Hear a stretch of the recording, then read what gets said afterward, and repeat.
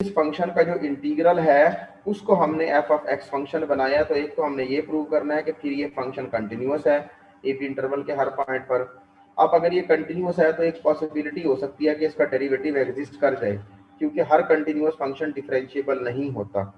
ठीक है, हो भी सकता है और नहीं भी हो सकता, लेकिन उसने कहा अगर f को हम कंटिन्यूअस बना दें, इस फंक्शन पे हम कंडीशन लगा दें कि ये कंटिन्यूअस है एट एक्स नॉट, तो फिर ये बात भी मेक श्योर हो जाएगी कि ये f ऑफ x जो इस फंक्शन के इंटेग्रल पर डिपेंडेंट है, ये जरूर उस पॉइंट पर डिफरेंशिएबल भी हो जाएगा। ये बातें हैं जो हमने प्रूव करनी है, और ये एक इंटेग्रल है और f रीमान इंटीग्रेबल है, ये हमें गिवन है। ठीक है, तो सर मेरा कंटिन्यूटी कनेक्टिविटी का प्लीज एक बार स्टेटमेंट रिपीट कर दो। भाई मैं ये कह रहा हूँ कि हमने प्रूव करना है ये जो फंक्शन हमारे पास एफ है इसको हमने कंटिन्यूस प्रूव करना है। ठीक है, और दूसरा हमने इसको प्रूव करना है कि अगर ये इंटेग्रेंट हमारा अगर कंटिन्यूस हो जाए तो फिर जिस जिस पॉइंट पर ये कंटिन्यूस होगा हर उस पॉइंट पर ये जो कैपिटल ऑफ एफ है जिसका इंटेग्रल जो कि एफ के इंटेग्रल पर डिपेंडेंट है, फिर ये उस पॉइंट पर डिफरेंशिएबल भी जरूर होगा। क्योंकि अगर हम कंटिन्यूस प्रूव कर देते हैं तो हर फंक्शन जो कंटिन्यूअस हो किसी पॉइंट पर उसका डिफरेंशिएबल होना उस पॉइंट पर जरूरी नहीं होता, बिकॉज कंटिन्यूटी इंप्लाइज नहीं करती डिफरेंशिएबिलिटी को, डिफरेंशिएबिलिटी इंप्लॉय करती है कंटिन्यूटी को। यानी जो फंक्शन डिफरेंशिएबल होते हैं वो यकीनन कंटिन्यूअस होते हैं, लेकिन जो कंटिन्यूअस होते हैं वो जरूर डिफरेंशिएबल नहीं होते। और उसकी सॉलिड और वैलिड एग्जांपल जो है वो f of x is equal to x mod है। ठीक है, जिसका जीरो पर डेरिवेटिव जो है वो एग्जिस्ट नहीं करता, जिसका जीरो पर जो डेरिवेटिव है वो एग्जिस्ट नहीं करता, हालांकि जीरो पर वो फंक्शन कंटिन्यूअस है। ठीक है, तो ये बातें हमने इसमें प्रूव करनी है। अब मुझे आप सवाल का जवाब देंगे, अगर आपने इस फंक्शन को कंटिन्यूअस प्रूव करना है पूरे इंटरवल पर करना है, तो बजाय इसके कि हम इसको एक एक पॉइंट पर पॉइंट वाइज इसकी कंटिन्यूटी प्रूव करें, अगर हम इसकी जो है वो कंटिन्यूटी जो है वो यूनिफॉर्म कंटिन्यूटी प्रूव कर दें, तो क्या क्या ख्याल है कि पूरे इंटरवल पर कंटिन्यूटी प्रूव नहीं हो जाएगी? यस सर, हो जाएगी। तो कंटिन्यूटी की यूनिफॉर्म कंटिन्यूटी की क्या कंडीशन होती है कि हम कोई से भी दो पॉइंट अगर इंटरवल में से लें, तो ये देखो हमने x और y कोई से भी दो पॉइंट ले लिए, ये y है और ये x है, कोई से भी दो पॉइंट लें, तो अगर उन दोनों का डिफरेंस लेस देन एप्सिलॉन हो, जबकि वो पॉइंट खुद ऐसे पॉइंट होने चाहिए जिनका अपना जो आपस का डिस्टेंस है y माइनस एक्स जो है वो लेस देन डेल्टा हो जाए, ऐसे सारे पॉइंट जो एक दूसरे की नेबरहुड में होंगे, अगर ऐसे सारे एलिमेंट की इमेजेस भी एक दूसरे की नेबरहुड में चली जाएं, तो जो फंक्शन है वो यूनिफॉर्मली कंटिन्यूअस हो जाता है। यही कंडीशन होती है यूनिफॉर्म कंटिन्यूटी की। और जब हम इसको डिस्क्रिप्टिव फॉर्म में डिस्क्राइब करते हैं, तो फिर हम कहते हैं कि यूनिफॉर्म कंटिन्यूटी का मतलब होता है कि अगर एक्स नॉट पर कंटिन्यूअस है तो f of y minus f of x not mod is less than epsilon such that y minus x not mod is less than delta. ठीक है, सॉरी, जब हम डिस्क्रिप्टिव फॉर्म में एक्सप्लेन करते हैं तो फिर हम ये कहते हैं कि ऐसा फंक्शन जिसकी लेफ्ट लिमिट किसी पॉइंट पर उसकी राइट लिमिट के इक्वल हो और वो दोनों जो लिमिट्स हैं वो वैल्यू ऑफ द फंक्शन के इक्वल हो, तो फिर हम कहते हैं कि फंक्शन कंटिन्यूअस है। इज दैट ट्रू और नॉट? Yes sir.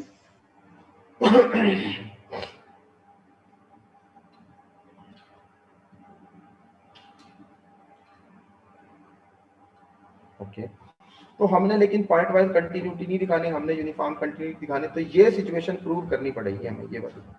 तो ये ट्रू है या नहीं है हमारी गिवन कंडीशन के मुताबिक, इसको हम देखते हैं फिर।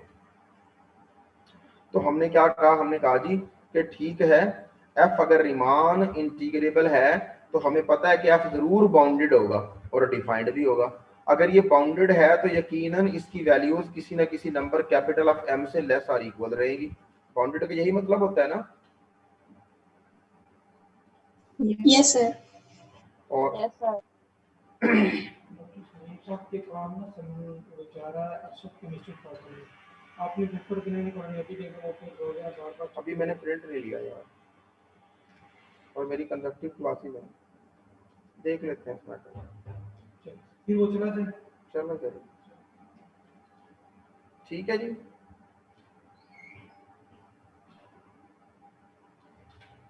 तो ये हमने क्या किया, हमने 2 पॉइंट ले लिए हैं एक्स और वाई, एक्स और वाई 2 पॉइंट हमने ले लिए हैं, और ये स्ट्रिक्टली इनइक्वालिटी आपको नजर आई है। बेसिकली हमने डिफरेंट पॉइंट लिए हैं, ठीक है। लेकिन इन डिफरेंट पॉइंट की एक और कंडीशन जो हमारे पास होनी चाहिए थी और हमें पता होनी चाहिए कि वो यूज हो रही है यहाँ, बिकॉज कि ये 2 पॉइंट ऐसे पॉइंट हैं कि जिनका आपस का जो डिस्टेंस है ना x माइनस वाई मॉड जो है वो less than epsilon over m है।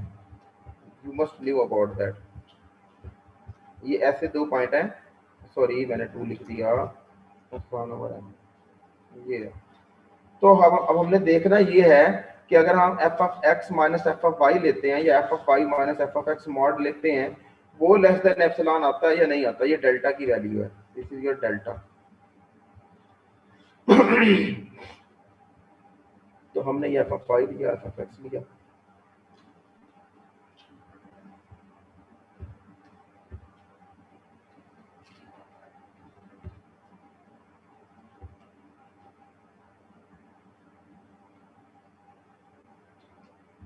एफ ऑफ वाई लिया, फिर एफ ऑफ एक्स लिया।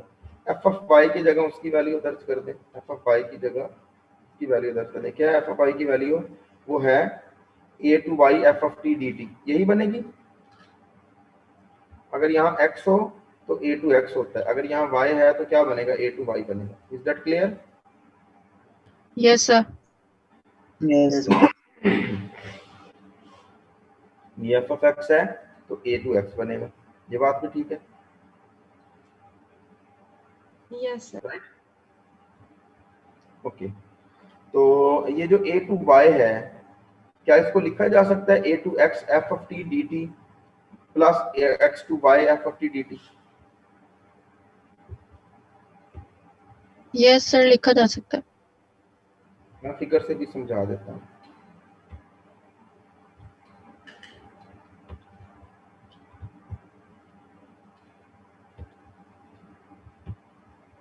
ये ए से बी,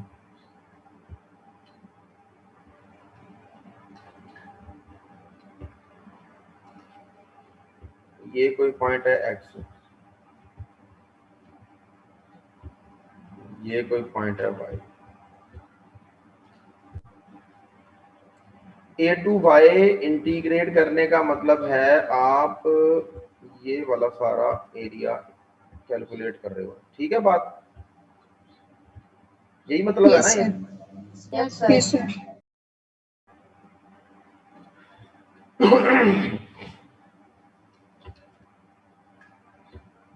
ये एरिया है जो ए से एक्स हमें वैल्यू देता है, ऐसा ही है? ऐसे है ना?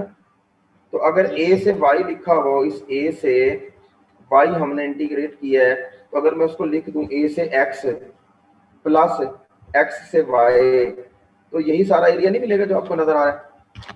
यस सर जी सर। यही कुछ हमने यहाँ लिखा है, ये देखो A two X X to Y.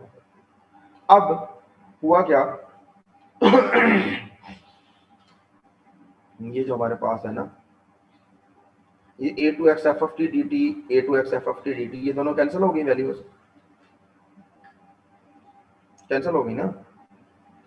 क्या बचा? X to y x to Y.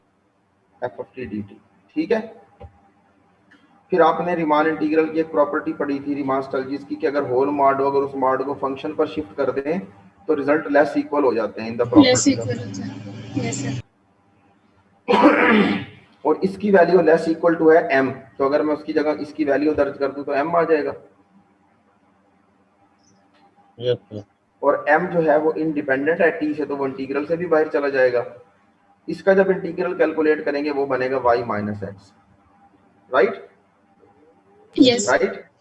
और हमने y और Yes, x कैसे पॉइंट लिए हुए हैं? ऐसे पॉइंट हैं y और x के y माइनस एक्स मॉड का जो डिस्टेंस है वो लेस देन, मैंने क्या बोला था, वो लेस देन है epsilon over m, sorry 2m कह रहा हूं, ओवर m। ये इस m को इधर शिफ्ट कर दोगे ना इधर, तो ये लेस देन आ जाएगा एप्सिलॉन ओवर m, ये है। और ये डेल्टा होता है। और कंटिन्यूटी की कंडीशन भी यही होती है कि ऐसे दो पॉइंट जिनका आपस का डिस्टेंस लेस देन डेल्टा हो, प्रूव ये करना होता है उनकी इमेजेस का डिस्टेंस लेस देन एप्सिलॉन है। तो जब आप y माइनस एक्स मॉड लगाना जरूरी नहीं है यहाँ पर, क्योंकि हमें पता है कि y बड़ा नंबर x स्मॉलर है, तो मॉड लगाएंगे तब भी वही वैल्यू मिलेगी, नहीं लगाएंगे तब भी। तो ये जो आपको y माइनस एक्स बगैर मॉड के नजर आ रहा है, इसको भी आप लिख सकते हो कि ये लेस देन है m into epsilon over m, m into epsilon over m। तो m से कैंसल, तो f of y minus f of x mod किससे लेस हो गया बेटा? एप्सिलॉन से लेस हो गया। लेकिन कब लेस हुआ? जब y minus x mod less than delta है। तो क्या ख्याल है, अब हम कैपिटल एफ के बारे में क्या कह सकते हैं? Is this uniformly continuous? हाँ जी, कंटिन्यूस होगा ना? नहीं भाई कंटिन्यूस नहीं होगा, यूनिफॉर्मली कंटिन्यूस। यूनिफॉर्म कंटिन्यूस है। यूनिफॉर्म क्योंकि हमने इसमें से ना तो x को फिक्स किया हुआ था ना y को फिक्स किया हुआ था, ये y माइनस एक्स था। तो y माइनस एक्स है तो इसका मतलब कोई से भी दो आर्बिट्रेरी पॉइंट, तो कोई से भी दो आर्बिट्रेरी पॉइंट के लिए जब बात प्रूव हो जाए तो सिंपल कंटिन्यूटी नहीं रहती, यूनिफॉर्म कंटिन्यूटी हो जाती है, right? Yes sir. So that's what we are required to prove, यही हमने प्रूव भी करना है इसमें।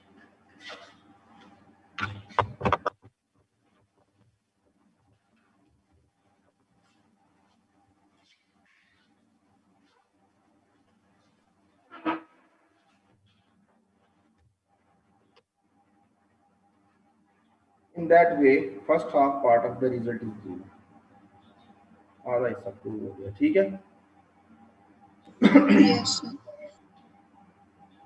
अब हमने दूसरे हिस्से में प्रूव करना है कि अगर f किसी पॉइंट पर कंटिन्यूस हो जाएगा, यानी स्मॉल f जिसको हम इंटीग्रेट करते हैं, अगर वो कंटिन्यूस हो जाएगा तो ये जो कैपिटल ऑफ f है ये डिफरेंशिएबल हो जाएगा। इसकी डिफरेंशिएबिलिटी हमने प्रूव करनी है।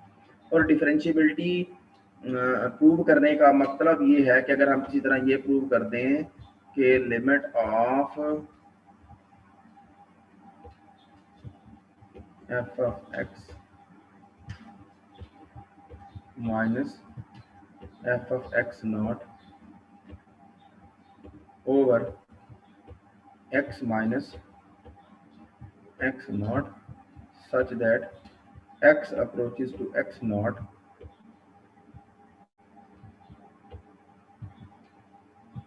ये लिमिट अगर हम प्रूव कर दें कि एग्जिस्ट भी करती है और किसके बराबर है, अगर ये लिमिट एग्जिस्ट कर जाएगी तो फिर हम क्या कहेंगे कि फंक्शन का डेरिवेटिव एग्जिस्ट कर रहा है किस पर?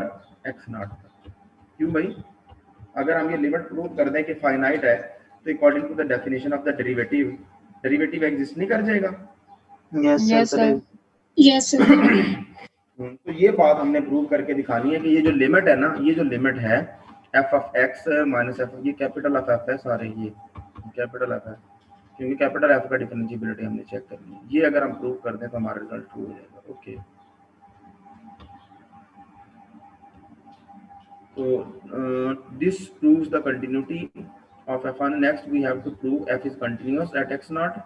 प्रूव नहीं करना, ये गलत लिखा हुआ है। next we have to prove that if f is continuous, ठीक है, if लिख दिया ना, if f is continuous at x naught, यानी f की कंटिन्यूटी का हमें पता है, उसको हम यूटिलाइज भी कर सकते हैं। और कैपिटल ऑफ f को हमने प्रूव करना है कि वो डिफरेंशिएबल है और उसका डेरिवेटिव fx नॉट के इक्वल है। जी सॉरी, वो जो मैं पीछे आपको अभी लिख रहा था ना कि हमने limit of f prime of x not, उसको प्रूव करना है कि limit of f of x minus f of x not over x minus x not whenever x approaches to x not ये एग्जिस्ट कर जाए तो डेरिवेटिव एग्जिस्ट कर जाएगा और वो f prime of x not के इक्वल होगा। तो अगर हम उस लिमिट को ये प्रूव कर देना कि वो f ऑफ x नॉट के इक्वल है तो ये बात भी प्रूव हो जाएगी कि डेरिवेटिव जो है वो f ऑफ x नॉट के इक्वल है। ठीक है बेटा? Yes sir.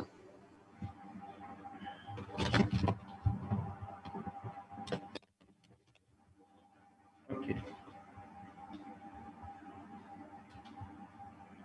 तो ये चाहिए, मतलब क्या, हमें ये चाहिए, ये प्रूव करना है। ओके, ये प्रूव करना है। Yes sir. Okay, next right.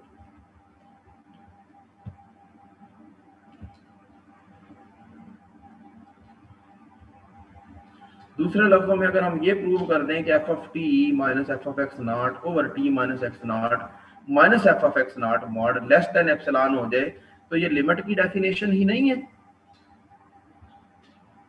Yes sir, limit की है। कि अगर लिमिट इसकी लें t approaches to x not then this limit is equal to this one, कि इस फंक्शन की इस रेशियो की जो लिमिट है वो f(x) नॉट है। Okay, so let's we try to move towards this. तो f ऑफ t की वैल्यू क्या होती है? f ऑफ t की वैल्यू होती है a to f of t, sorry a to t integral a to t f of t dt according to the definition, यही होती है। वही जो गिवन है आपको क्या है, यहाँ अगर f ऑफ t लिखोगे तो a to t f of t dt यही नहीं आएगा। अगर यहाँ x नॉट लिखोगे तो a to x not f of t dt यही नहीं आएगा। Yes sir. तो हमने यूटिलाइज करना है continuity of the function f, small f जो है उसकी कंटिन्यूटी को। तो उसको अगर यूटिलाइज करना है तो इसका मतलब है जो कैपिटल ऑफ f है वो कैसे बनता है बेटा? वो तो उस स्मॉल f की इंटीग्रल से नहीं बनता, ऐसे ही है ना? जो कैपिटल ऑफ f है वो तो स्मॉल f के इंटीग्रल्स लेने से नहीं बनता। जो कैपिटल ऑफ f है वो तो स्मॉल f के इंटीग्रल्स लेने से बनता है ना? तो सबसे पहले हम बात करते हैं कि जो हमारा स्मॉल ऑफ f है वो कंटिन्यूअस है एट x नॉट। ठीक है जी, कंटिन्यूअस है। तो लेट्स सी व्हाट इट